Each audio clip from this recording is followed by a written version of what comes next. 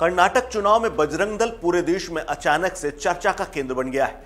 कांग्रेस के एक ऐलान के बाद मचे घमासान में प्रधानमंत्री नरेंद्र मोदी भी कूद पड़े हैं। पीएम मोदी ने बजरंग दल कार्यकर्ताओं की तुलना अंजनी पुत्र हनुमान से तक कर दी है। स्थापना के 39 वसंत देख चुका बजरंग दल पहले भी कई बार अलग अलग विवादों की वजह से चर्चा में रहा है। राजनीतिक और सामाजिक संगठनों का कहना है कि जुलूस निकालने के तरीके की वजह से ही देश में सांप्रदायिक माहौल खराब होता है और कई जगहों पर हिंसा होती है। कई जगह इसके लिए बजरंग दल को जिम्मेदार और आरोपित बनाया गया है।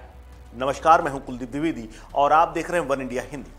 बजरंग दल पर प्रतिबंध को लेकर मचे सियासी घमासान के बीच कांग्रेस ने बीजेपी को श्री राम सेना की याद दिलाई है। कर्नाटक और गोवा में बीजेपी सरकार के बहाने बीजेपी के केंद्रीय संगठन पर निशाना साधा है। छत्तीसगढ़ के प्रदेश कांग्रेस अध्यक्ष मोहन मरकाम ने बीजेपी से पूछा है कि कर्नाटक और गोवा में बीजेपी सरकारों ने श्री राम सेना पर प्रतिबंध क्यों लगाया। जो बीजेपी श्री राम का नाम लेती है, नारा लगाती है, उनके नाम पर वोट और चंदा लेती है, लेकिन सत्ता मिलने के बाद क्या मजबूरी थी उसे स्पष्ट करना चाहिए। मरकाम ने आरोप लगाते हुए आगे भी कहा कि वर्तमान में कहीं भी बजरंग दल पर प्रतिबंध नहीं लगा है। स्थिति और परिस्थिति के अनुसार प्रतिबंध लगाने की बातें कही गई हैं, लेकिन बीजेपी सरकारों ने श्री राम सेना पर प्रतिबंध लगाया है, तो क्या वो भगवान श्री राम का अपमान नहीं है।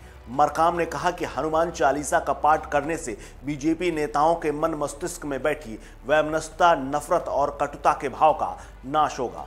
बीजेपी और बजरंग दल की बजरंग बली की भक्ति दिखावा मात्र है। ये प्रतिबंध की बात आ रही है तब हनुमान चालीसा के पाठ का ढोंग कर रहे हैं। गौरतलब है कि कर्नाटक में बजरंग दल को बैन करने वाले बयान को लेकर लगातार सियासत तेज हो रही है। दरअसल यहां घोषणा पत्र यानी मैनिफेस्टो में कांग्रेस पार्टी ने बैन का जिक्र किया है।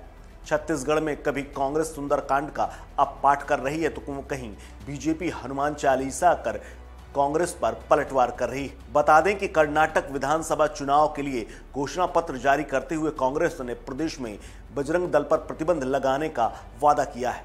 जब बवाल हुआ तो कांग्रेस ने 2014 में गोवा में बैन की गई श्री राम सेना को लेकर सवाल पूछ लिया है। प्रमोद मुतालिक श्री राम सेना के अध्यक्ष मुतालिक कई मौकों पर बीजेपी की आलोचना तक कर चुके हैं और कई बार विवादित बयान भी दे चुके हैं। भारत में बजरंग दल की दरअसल स्थापना 1984 में हुई थी। उस वक्त राष्ट्रीय स्वयंसेवक संघ और विश्व हिंदू परिषद जैसे संगठन स्थापित हो चुके थे।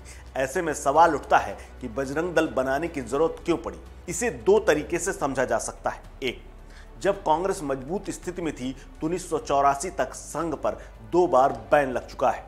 संघ किसी भी ऐसे काम में शामिल होने से हमेशा बचता रहा है जिससे बैन का खतरा बढ़ जाए, लेकिन हिंदुत्व के मुद्दे को आगे बढ़ाना उसका प्रमुख काम रहा है। ऐसे में विश्व हिंदू परिषद ने अपने युवा इकाई बजरंग दल का गठन किया। स्थापना के समय बजरंग दल के कार्यकर्ताओं को श्री राम जानकी रथ की सुरक्षा की जिम्मेदारी दी गई थी। ये रथ राम मंदिर निर्माण के लिए निकाला गया था। प्रशासन ने रथ को सुरक्षा देने से यूपी में इनकार कर दिया गया था, जिसके बाद बजरंग दल की स्थापना हुई थी। बजरंग दल की स्थापना बीजेपी और आरएसएस से जुड़े विनय कटियार ने की थी। गठन के बाद बजरंग दल ने हिंदुत्व के मुद्दे को खूब धार दी। राम मंदिर के मुद्दे को देश भर में छेड़ दिया, जिससे बीजेपी ने उसे लपक लिया। यानी 1984 से पहले जो काम संघ और विश्व हिंदू परिषद नहीं कर पा रहे थे, उसे बजरंग दल ने जोर शोर से किया। बजरंग दल के संस्थापक अध्यक्ष विनय कटियार ने एक इंटरव्यू में यहां तक कहा था कि इसके स्थापना का मुख्य उद्देश्य मठ मंदिरों पर से कब्जा हटवाना था। कटियार के मुताबिक बजरंग दल ने शुरुआत में राम मंदिर और बाबरी मस्जिद मामले में फोकस किया था। बाद में हमने काशी और मथुरा का नारा भी दिया। हालांकि कई मौकों पर बजरंग दल विवादों में भी रहा, जिसमें मुस्लिम युवकों के पीटने के आरोप भी लगे और कई बार मस्जिदों पर हमले के भी। लेकिन अब जब बैन की बात आ रही है तो जमकर हो हल्ला हो रहा है और इसमें बीजेपी के साथ प्रधानमंत्री नरेंद्र मोदी भी लगातार बजरंग दल का समर्थन करते आ रहे हैं और कांग्रेस पार्टी को घेर रहे हैं। और इस बार कांग्रेस और बीजेपी के बीच में कर्नाटक चुनाव में मुख्य मुद्दा बजरंग बली और बजरंग दल ही हो गया है। बाकी सारे मुद्दे कहीं नेपथ्य में चले गए हैं। इस खबर में फिलहाल इतना ही। अपडेट्स के लिए बने रहिए वन इंडिया हिंदी के साथ।